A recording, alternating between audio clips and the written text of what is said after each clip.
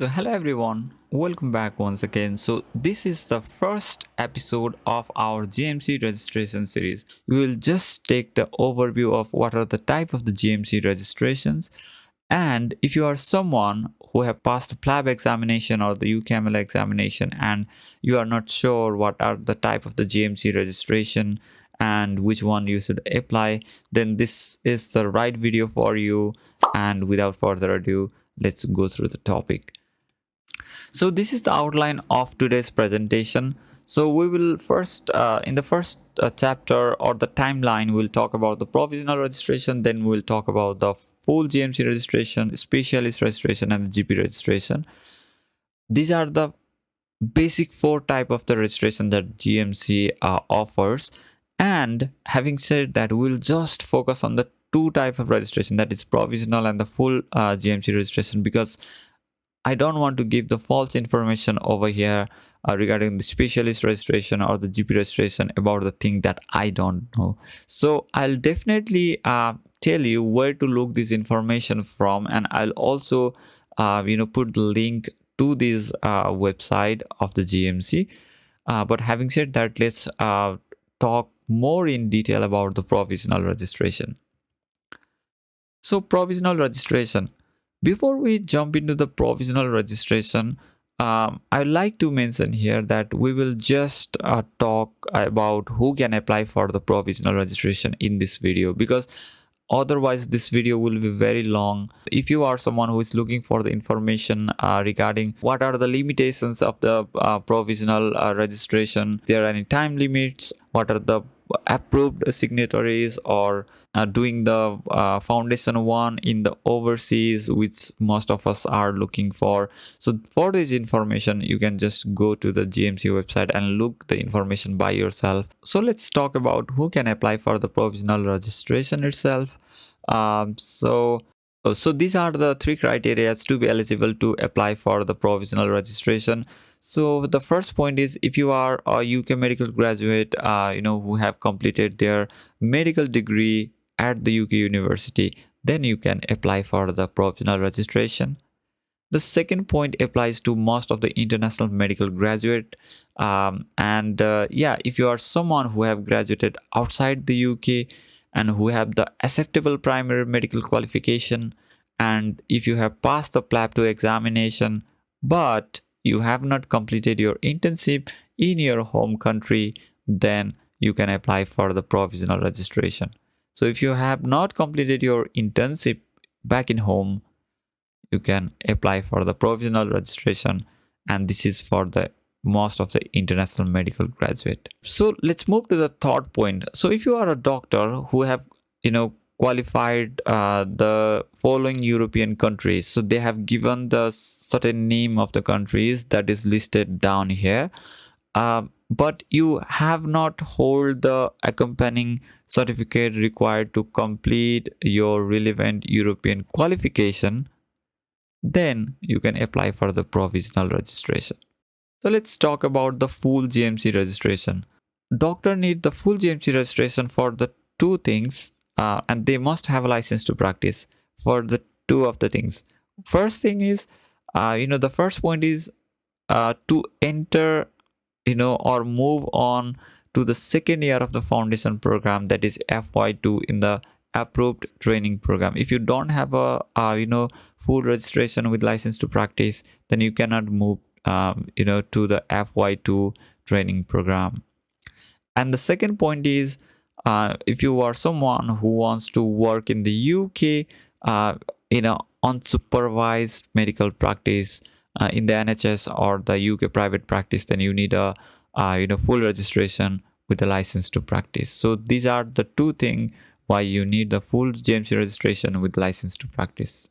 Let's talk about who are eligible to apply for the full GMC registration.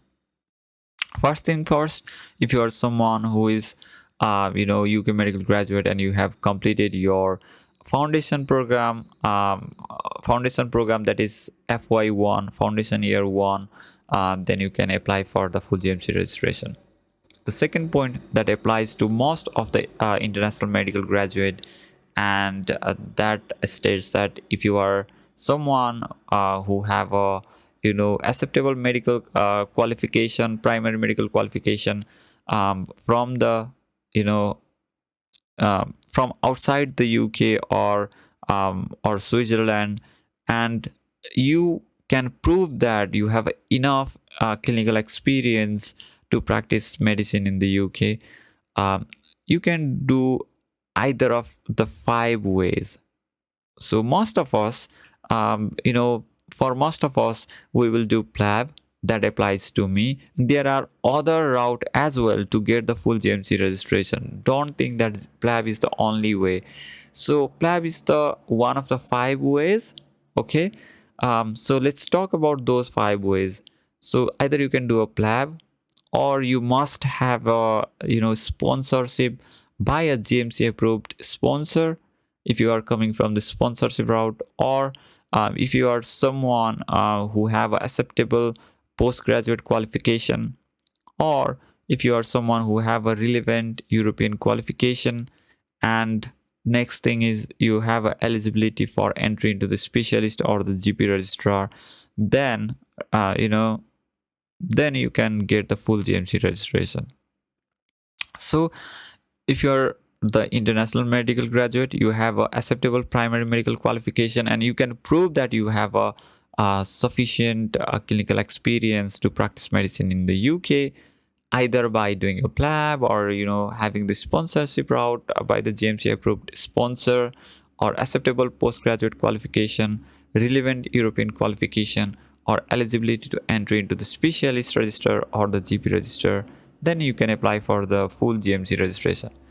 So each of the 5 routes are topic in themselves. So if you want to explore more about other 4 routes, or even 5 routes, you can just go to the GMC website and click on there. It is the well detailed, well written website, and you can get all the information. And if you are still confused, just you can mail them. They will definitely help you.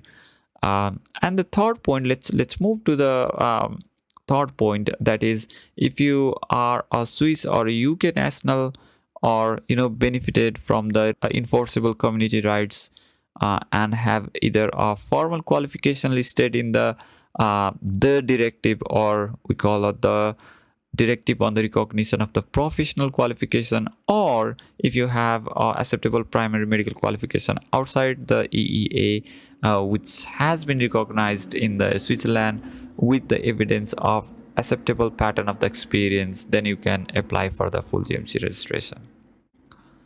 All right. So regarding the specialist and the GP registration, we are not going to talk about these type of registration here. And also, I don't want to give you the false information in this video, because I don't know anything about that. I have not gone through that process. So this is the GMC website, and this is the well-written, updated, and most authentic source of the information. So all the information that I have just presented are abstracted and taken exactly from here. You can see that the provisional registration is the registration or license to practice, allows the doctor to work in the approved UK foundation year 1 post, and it's written that it cannot be used for any other purpose.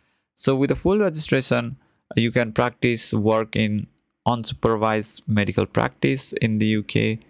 So these are the specialist registration. So in very short, specialist registration, it's written over here that most doctor taking up the consultant post in the medical or surgical specialty in any part of the UK health services other than the locum consultant should hold the full specialist registration and license to practice.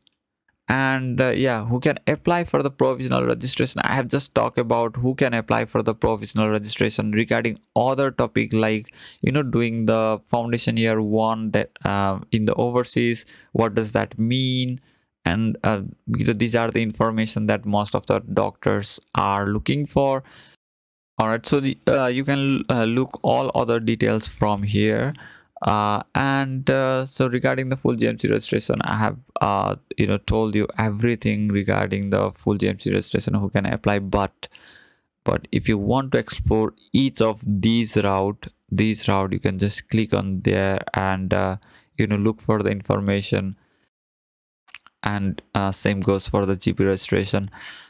This is just to show what are the information included in the GMC website. And I really want you to go there and to look the information by yourself, because it keeps on updating and it keeps on changing over the time, and it solely depends on the GMC. So for the updated and accurate information, go through that website by yourself and know where to look the information for. And if you are still confused, you can take a help of the GMC by mailing them, or you can just have a chat in the social media platform as well with the GMC.